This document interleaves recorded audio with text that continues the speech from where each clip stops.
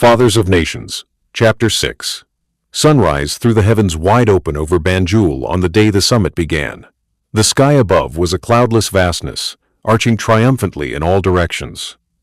What really set the tone were two other vast elements, the sun, very hot, and the Atlantic Ocean, not far away. These two determined the tempo of everything on that day. First, they produced heat and humidity so high as to cast a spell on all events to come. Then they added sweat, which put a damper on each event when it came. The most important event on that day, of course, was the opening of the summit. Its principal participants were heads of state, 50 of them, so security was at its tightest.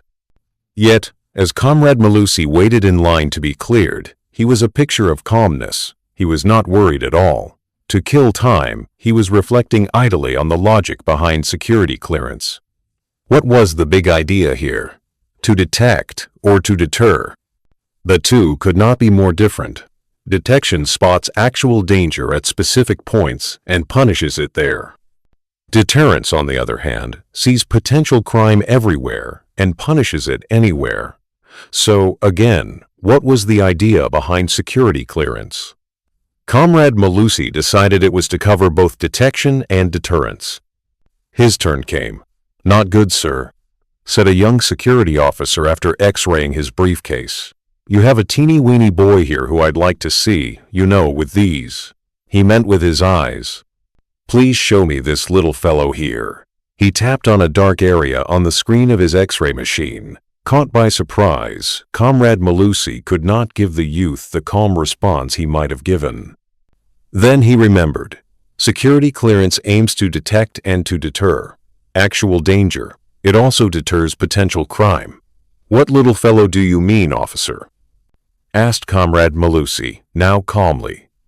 "Sir, there seems to be a needle in your briefcase," said the youth. "Oh, you mean that little fellow." Relieved, Comrade Malusi added cheer to his voice to announce willingness to cooperate. "I'll get him out for you." He took out of his briefcase a cellophane pouch containing a needle and some medicine. "It's for my diabetes," he told the youth, pointing at the needle. Comrade Malusi had discovered he had diabetes during a medical checkup that Agda had asked him to take while he was joining Path Alpha. Since then, his attitude towards diabetes had become proprietary. He owned the affliction, hence, my diabetes. The attention with which he read pamphlets about it was similar to the interest with which first-time car owners read user manuals. This attitude had paid off because he was now an authority on diabetes. "Believe me, officer," he told the youth, "without this medicine, I couldn't live a day. Is that right?" The youth yawned, making even more obvious his indifference to what he had just heard. "I wouldn't know, sir," he added, meaning he could not be any less interested, his interest being zero already. Then, suddenly, he snapped to alert. He had remembered something. "Hey, you could hurt other people with that." "With this needle?" "Yes, with that needle." "And what would I use for my next shot?" "Just as I thought. What next shot?" "Officer, let me ask you something. How old do you think I am? 70? "Yes, plus or minus 5. "That's correct. Now, out of every 100 people in that age range, 30 of us are diabetic. We are unable to regulate the sugar level in our blood, and that kills most of us. This medicine is what keeps those of us who survive alive." He brandished his cellophane pouch again. "We shoot it into our veins with needles like that one." "That may be so, sir, but you cannot take that stuff in.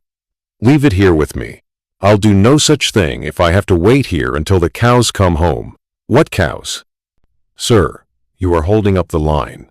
This needle is my life, officer. Sir, there are at least 100 people lined up behind you, and they are all diabetic like me." "I suppose. But where is the problem, sir? Just leave your stuff here.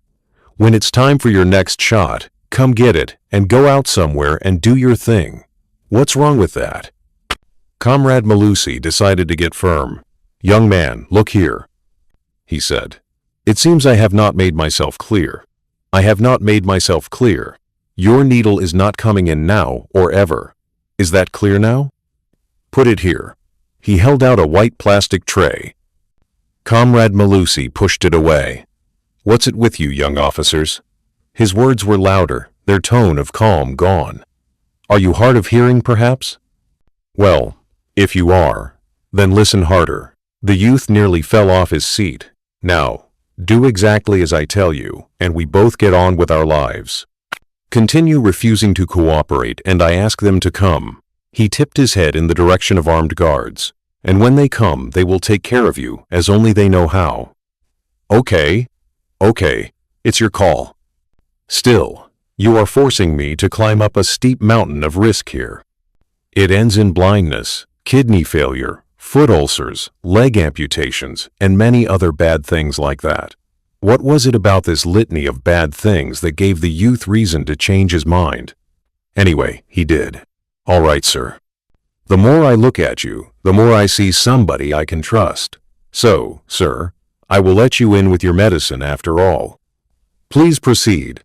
The two men were having lunch at Chaminuka restaurant in downtown Harare. Path Alpha still lay in the future. Nevertheless, as became clearer and clearer during the conversation they were having, Banjul would soon lie firmly on their trajectory. After defeating Smith, Comrade Malusi told his visitor, Zimbabwe had one urgent order of business still left, that of a peaceful passage to an elected government. To oversee this process, we hurriedly put together a transition government. Comrade Malusi looked around the restaurant. It was empty. He consulted a wall clock. It told him 1:03 p.m. There should have been many diners. Instead, he and his visitor were the only customers. People in Zimbabwe did not eat out anymore, unless, as now, someone foreign was footing the bill. Their economy had crashed. Comrade Malusi continued. "The commander of our group was head of that government," he said. The visitor raised his eyebrows, surprised by what he had just heard. "The commander of your group was?" he asked. Lunch was his idea. There was a subject he wanted to discuss. He had told Comrade Malusi when they met, so how about lunch? Yes, on him. By the way, he had said, his name was Tad Longway, Director of Special Projects at AGDA, Agency for Governance and Development in Africa. "You see," he continued, "I had always assumed that the other guy, the commander of the other group, was head of the transition government." Comrade Malusi shook his head. No. The leader of our group was." Well, live and learn," said the visitor. His voice was deep, as if he always spoke from bottomless holes in the ground. "Correct, live and learn," Comrade Malusi agreed. "Hungry?" He looked blacker than usual. "Hunger does have a dark side. Our leader and I had fought Smith side by side for years. This was why he used to call me comrade. Then independence came," said the visitor, urging his host on. "And a new national anthem was sung," Comrade Malusi added. "In English, 'Blessed be the land of Zimbabwe.' In Shona, the language of Zimbabwe's largest ethnic group, Simudzai Mureza we Zimbabwe. In Ndebele, my mother tongue, Kalabu Siswe Ilizwe le Zimbabwe." He croaked out 2 lines in Ndebele between bites, then gave up. "Our national motto was unity, freedom, and work. But what unity, what freedom, and what work? Above all, what for, when we had a new ruler now? Let me guess, you did not hit it off with the new ruler, did you?"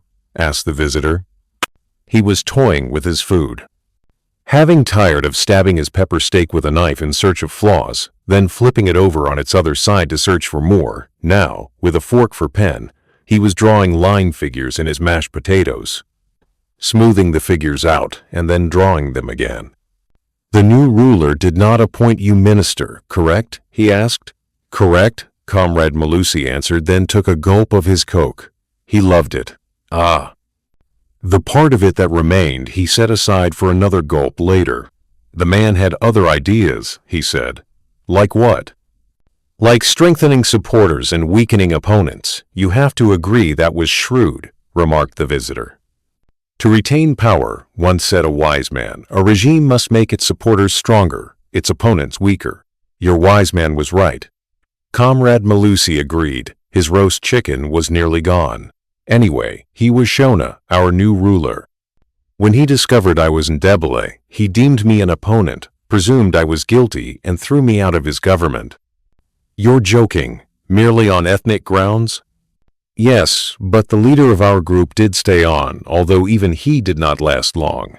A cache of firearms materialized at his home, proof enough that he was plotting a coup.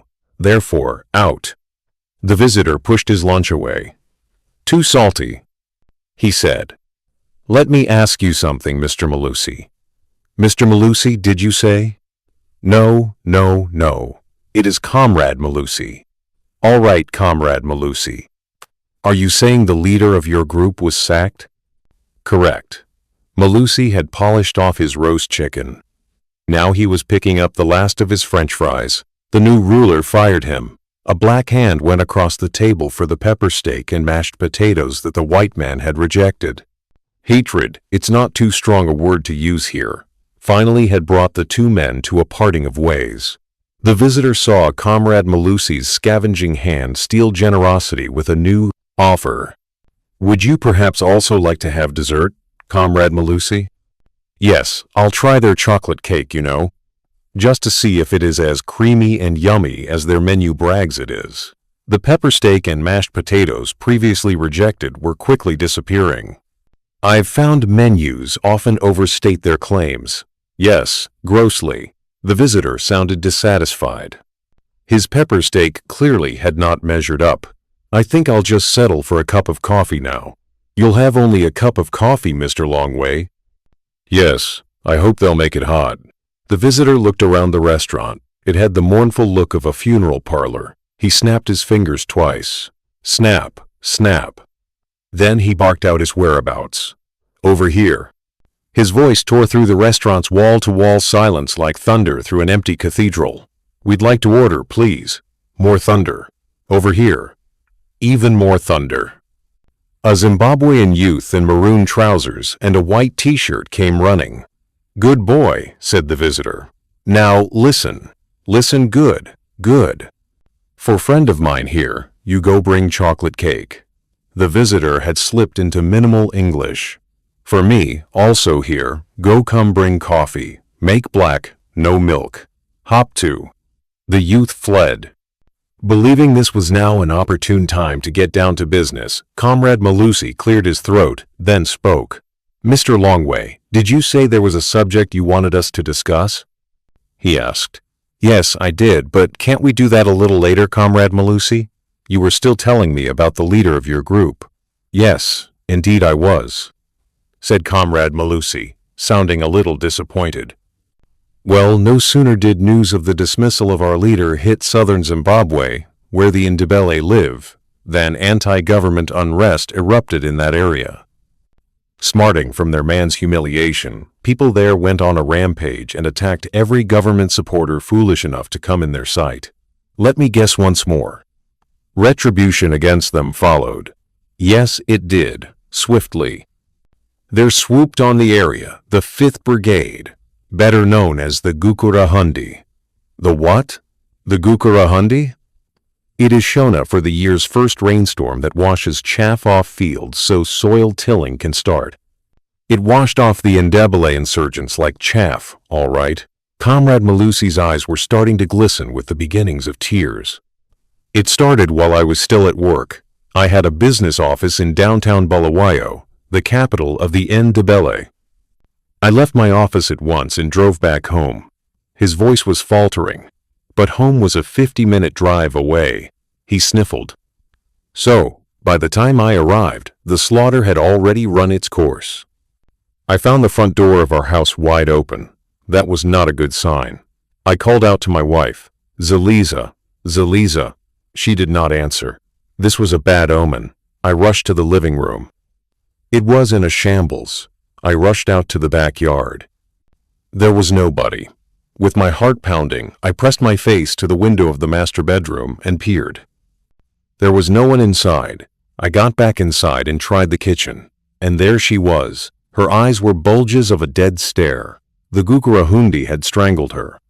Then, as a taunt, they had splayed her on the kitchen floor. Now Comrade Malusi dissolved in his tears. The waiter returned and delivered correctly a generous wedge of chocolate cake plus a cup of black coffee. Then he fled again. Comrade Malusi composed himself. Then he reached for his cake and started eating. First, he ate in silence. Later, he brightened up and spoke as he ate. How the new ruler changed after the Ndebele insurgency, he said. The man had once seen his allies, not just his fellow Shona tribesmen, but also all Ndebele tribesmen who had fought loyally for Zimbabwe's independence. Now, only his fellow Shona tribesmen could be trusted. All Ndebele tribesmen were rivals. This change transformed even well-meaning Ndebele into foes to be eliminated. Whoa, phew! The visitor was fanning his face with a hand. My, is it hot? In fact, Chamanuka restaurant, air-conditioned, was chilly. The visitor clarified. The coffee, I mean. He took another sip, cautiously. Even then, he nearly spat it out. It's too hot. His eyes were brimming with tears, from green eyes, conceited in a clash with fire. He left the coffee alone and returned to Comrade Malusi. Comrade Malusi, why did the man change? The menu was right, Mr. Longway, Comrade Malusi commented. Their cake indeed is creamy and yummy. Are you sure you don't want any? Positive, answered the visitor. But I am glad you like it. Would you like to have another piece, perhaps? Comrade Malusi smiled, then answered. That would be overdoing it, Mr. Longway, don't you think? Now, where were we? Ah, yes. You asked why the man changed. Well, my guess is he wanted to be a life president. So he was, the voice was faltering again. Another meltdown seemed imminent. This time, the visitor came to the rescue. Comrade Malusi, let's stop here now and take up the rest tomorrow. He left unsaid a question he wanted answered. What had happened to the man before him that had cut so deep as to remain the raw memory it still was? Next time, the visitor wanted to try traditional food. Comrade Malusi took him to Mopanda Restaurant at the northern edge of Harare. A sign at the entrance swore the place was the mother of Zimbabwe's traditional cuisine and promised nothing but serious food. They went in and ordered. Comrade Malusi picked up from where he had left off. In the end, I just couldn't resist it, he said. I mean the temptation to annoy the bomber, which is what everyone had taken to calling the new ruler, because he was bombing the country's economy back to the Stone Age. I decided to irritate him in a small yet definite way. Goodness, was I naive? Don't you mean brave? No, I mean naive. This is Africa, my friend. You do not go around irritating a head of state in Africa unless you are naive. So why did you do it? Mr. Longway, I've just told you why I did it. I was naive. Anyway, I formed an opposition group, the New Independence Party, NIP. The visitor liked that. You mean there was a nip in the air? He joked, but the joke went completely over Comrade Malusi's head. Still, the visitor pressed on. Then what did you do? I ran for president. Save your breath. There is no prize for guessing what followed. I'll guess anyway. The bomber won. Yes, by 99% of the votes. I and the other candidates shared 1%. Now we knew we'd lose. We were naive. Not stupid, but we didn't know we'd lose that badly. Yes, we did lose, comprehensively, in fact. But we did not lose that badly. Were you angry after you lost? Yes, but not so much at my enemy as at my allies. Wait, why were you angry at your allies? Because we could have defeated our man, but only if we had fought him together. What had soured matters up against him so much for you to think so? You mean what had not soured matters against him? First, there was a drought, the worst in a century. It had hit Zimbabwe so badly that the bomber himself had declared it a national disaster. Second, there was the international community. It had come and clamped on Zimbabwe a program it aptly called SAP. SAP, Structural Adjustment Program, explained Comrade Malusi, What did it want? It wanted to revive Zimbabwe's economy by restructuring it. Did it succeed? Certainly not, said Comrade Malusi emphatically. Then he sighed. Oh well. A waiter brought the visitor's order, a plate of aromatic rice and a bowl of chicken curry, both steaming hot. Then he hurried back to where he had come from. It is best eaten while still hot, Mr. Longway, Comrade Malusi said, gesturing at the visitor's rice and chicken. So, please dig in. The visitor unfurled a red cloth napkin onto his lap. Comrade Malusi, are you sure I can go ahead? Yes, please do. Thank you. The visitor started eating. A bite or two later, Comrade Malusi asked, How is the food here then, Mr. Longway? It's absolutely superb, said the visitor. I'm glad you like it, Comrade Malusi said proudly, as if he had played a role in its preparation. His order came, sadza, a thick maize porridge resembling mashed potatoes, accompanied by a rich beef stew. Looking good, cheered the visitor, pointing at the beef stew. It is good, the visitor confirmed. Here, try some. Next time, perhaps? Declined the visitor politely. Now, tell me, how did the man win the election when Zimbabwe had been doing badly and everything spelt his defeat? He rigged the results. Aha! But let's be fair. We in the opposition did not help ourselves either. Instead of fighting him together, we fought each other. You should have looked for a way to achieve unity. They refused. Who? The leaders of opposition parties? Yes. Do you know why they refused? No. Why? Because deep in their hearts they each wanted to be the next president, that's why.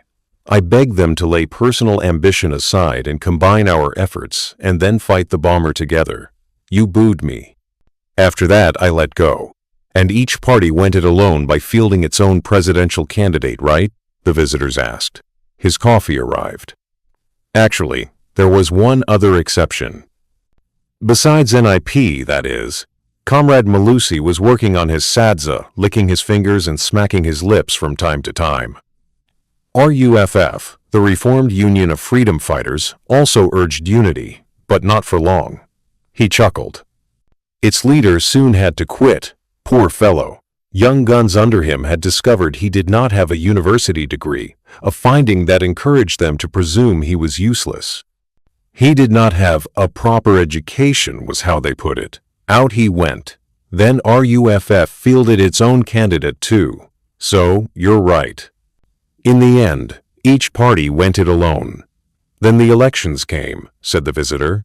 Yes, then they came. We lost, big time. But you know what? Comrade Malusi smiled wryly. This was when we achieved unity, finally, for the half hour we needed to declare together that the elections were a sham. But by fielding separate candidates like that, surely you would have lost anyway, said the visitor. Not so. We shouted together with one voice during that half hour. What followed? Disaffection is what followed. Comrade Malusi had finished his sadza. He was washing his hands in a basin with water the waiter was pouring down from a pitcher. I finished my sadza. He was washing his hands in a basin with water the waiter was pouring down from a pitcher. The visitor reached for his coffee and took a sip. More to Comrade Malusi. New business. How did it do? Then he could grow. But I survived. I didn't live not afford the rent there anymore. No, I had relocated to and work in as clean a suburb as I did before. I just could a slum in a poor part of Harare. But, hey, I was alive. He laughed falsely. Sorrow was in his eyes. Then there came Murambatsvina. Then there came what? Asked the visitor. Murambatsvina. It is Shona, meaning expelling the trash.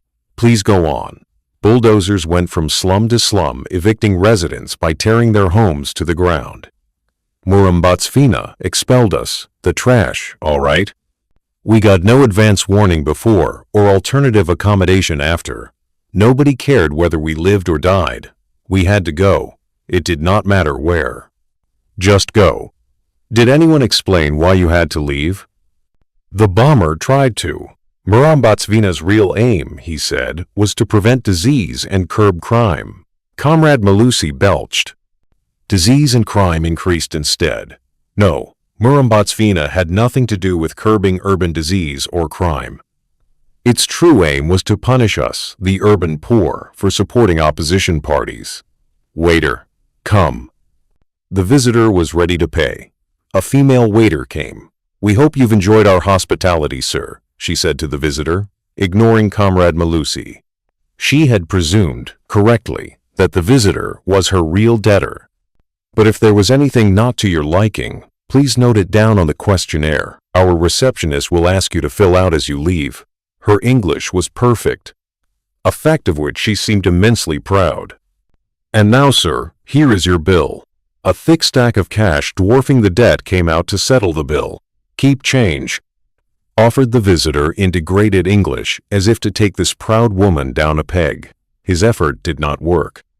Her pride still intact, she made off with her prize unbowed. Comrade Malusi resumed. "Murambatsvina chewed me up, then spat me out," he said. "I imagine it did," said the visitor. "Listen. You've been through hell, Comrade Malusi, so here." He reached into a side pocket for another stack, of American dollars this time, and handed it to him. "Thank you, Mr. Longway," Comrade Malusi said, accepting his gift gratefully. "Thank you very much." A document titled Path Alpha followed. "This document," explained the visitor, "covers the subject I said I had come to discuss with you. That is, mobilizing our discontent with Africa in its present state, into will to change it. Comrade Malusi, would you be interested in joining that project? Money would not be a problem." Would he be interested? Well, of course he would be interested.